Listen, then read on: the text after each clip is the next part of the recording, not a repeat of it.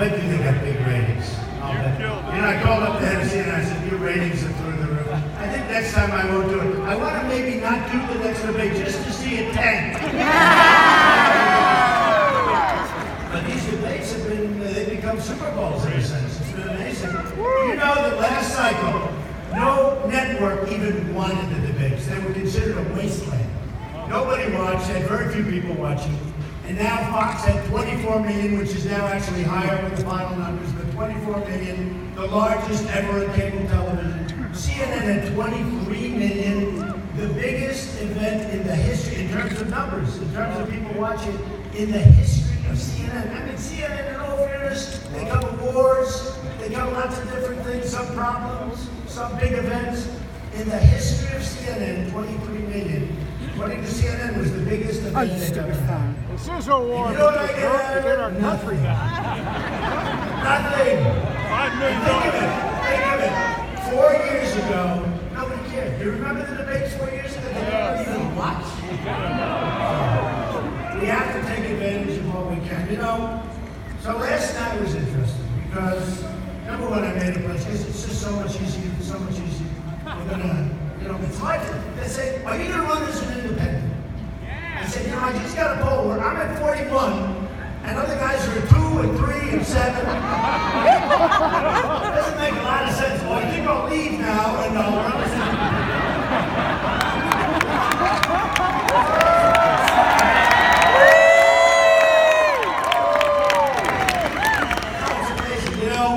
I did meet the press a couple of months ago. I've been number one. By the way, since I went, they're all talking about it. In the history of politics, they say, this isn't me, it's those people who I don't trust working out. I go through this all the time, and I always say, well, look, today I think the fact that I do Bill O'Reilly and they had no truth but the power, but they never show the crowd shows, you know, right? I always talk about, I go home, my wife said, did you have many people? Because they just don't show the crowd. They show my face. They never show the crowd. Unless, and I used to think the cameras were like fixed. But they can't move. A lot of them, they don't work like the old cameras, right? And then all of a sudden we'll have like a protester in the back corner and you'll see these cameras twisted like a pretzel. It's unbelievable. But I think today, look at all of them back there. Look at those cameras. They are like the worst people.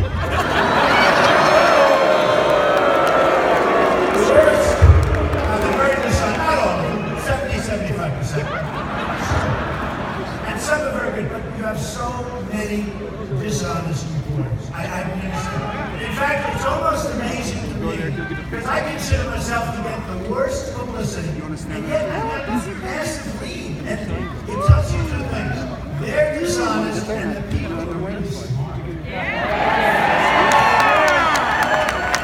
I'll get stories that are so bad, and then they'll come back. Mr. Trump, sir, your polling is 12%. People get it. They know the press is dishonest. It's a whole big concept. So it's one of those. In fact, in Phoenix, you remember was anybody in Phoenix? Yeah. It was like this. It was 15,000 people. They reported it at 4,000, and then 2,000, and then what's his name? Bernie Sanders. He's gone so now. He's gone. He lost it when he said Hillary's fine with the emails, and she's not fine with the emails. That was really breaking the law, folks. You tell him, Donnie. So he doesn't get to be president anymore. But he was there a little bit before or after. His crowd, we have pictures. His crowd, his crowd was much lighter than mine. He had a lot of people, but it was much lighter. And they say he had more than Trump. Not that it matters, but it's just dishonest reporting. It's one of those things, okay? Now, last night, I had Jeb come out. You don't know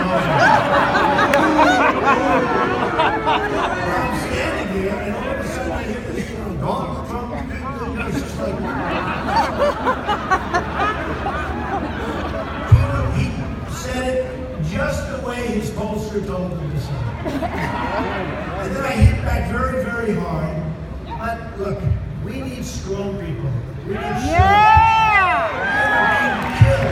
We are being beaten by everybody. We're not winning anymore. And I finished up by saying, we aren't winning anymore. We don't win in trade. We don't win against ISIS. We don't win with the military. Our vets are being mistreated so badly, it's horrible. That's right! I just want to go over this. So here we are. Ready?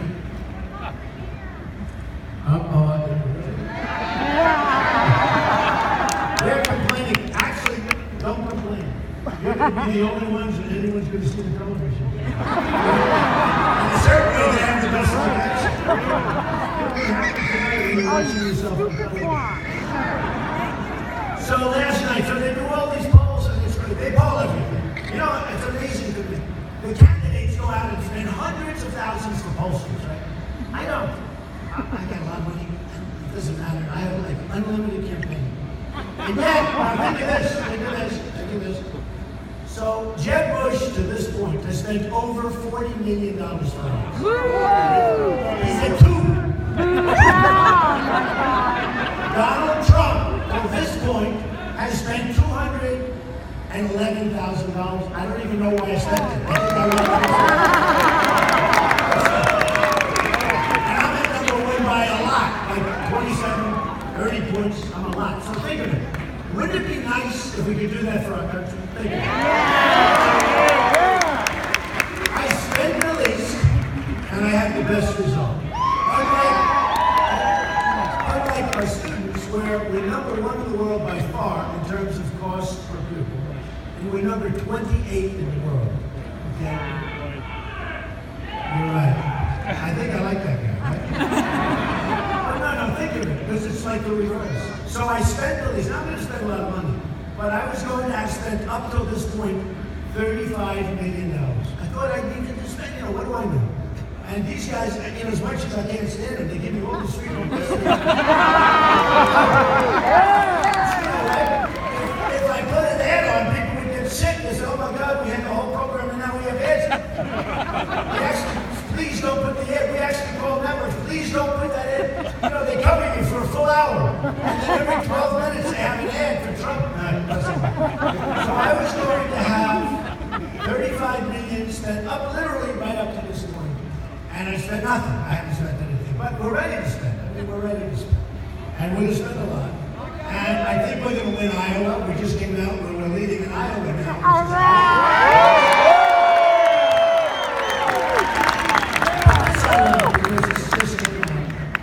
Drudge.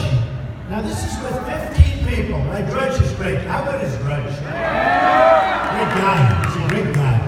So they do these online polls where they have hundreds of thousands of people. So they vote. Somebody was, well, they're not reliable because maybe Trump voted. They have hundreds of them. Do you think I'm going to have my people sit there and make hundreds of thousands of people? And then they don't report it anyway if I win, because if I win, they don't report it. They have these guys like George Will. You fall asleep listening to him. If he didn't wear the little spectacles, he wouldn't even be bright. Nobody would think that. This is George Will. I gotta tell you, Kraft Henry's terrible. He is so unfair to me. He's the worst. He's the worst. And I'm not allowed to criticize him, so I'm going to be very nice. He's terrible. You have a guy named Stephen Hayes. I've never even heard of this guy. When my name is mentioned, it's like he's a boiler. He goes crazy. A part of the reason is they all said I was going to get wrong, right? And then I ran. Then they said, well, he'll never file Form A. That's basically a single page where you sign your life away. And I went like this. Let's go. Boom, I signed. Then they said, well, maybe he's not as rich as everyone thinks. And he'll never file his financial. And if he does, he'll file them in 2 years from now, because you'll have a lot of extensions. I filed them ahead of schedule in less than 30 days. Almost 100 pages. And the press was down there. They said they'd never seen anything like it. They were scouring those things. Believe me, I wouldn't be running unless I was really rich, because they would have killed me. And by the way, you haven't read one report, bad. I built a great company. I built a tremendous company. Very little debt, tremendous cash for the best assets. And the only reason I say it, I'm not saying it because it sounds terrible in a certain way. I don't want to brag. But that's the thinking we need in this country. We have $19 trillion in debt. We built a $43 million gas station in Afghanistan, and it doesn't even sell the right gas. 43 million. Do you think you could have built that gas station for slightly less? No, you look at the things, the money. We spent $1 billion to build a hospital. We could build 7 hospitals for that. We could take care of our vets for money. We have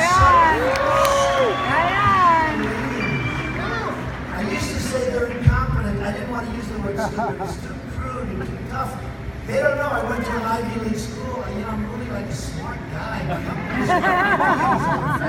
Years. They didn't believe it. They went and checked Dr. John Trump. I actually think he was there for 5 decades. MIT, he was one of the great engineer scientists. And, it's like really good stuff. But when they talk about us, they talk about us like, we know. I tell you, these are the smartest people. These are the people that made our country great originally. These are the great people. And we're going to take our country back and we're going to turn it around.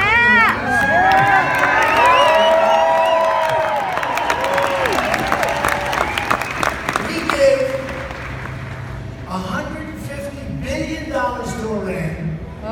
Listen to this. And this I just heard this morning. So we give $150 billion to Iran. They self-inspect their big site. In other words, where they're making the news.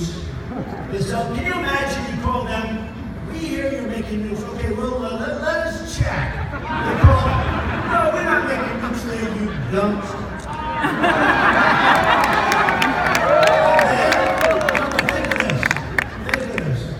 And then they have the 24-day where they have 24 days, but before the clock starts ticking, you have to go through a whole process, so it could be forever before you get there.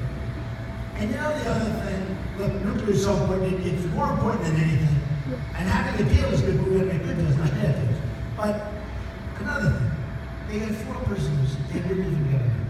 So I've been complaining about this long before they did the deal. Get the prisoners out. Now the deal is done, and what do I hear this morning on television? That we're now starting a brand new separate negotiation for the prisoners, and they want many prisoners that we have over here for the 4. But no, think about it. Now think about it. So now they want to start a whole new negotiation that we should have had 3 years ago when the stupid negotiation began. You go in and you say, before we start, we want our prisoners. They say no. We say, that's okay. You leave the room, you double up the sanctions, they put you back within 48 hours, and they say, you get me prisoners. Think of it. We just gave them the greatest deal, one of the greatest deals in the history of countries. We made them a powerful, rich nation. They're going to now have nuclear. They don't even have to waste their time making it. With the money we gave them, they can buy nuclear. Why are they going to make it? Right. They can buy whatever they want. You don't think North Korea is probably calling them, help, we need money, we'll give you some nukes? We are led by the stupidest people I've ever seen.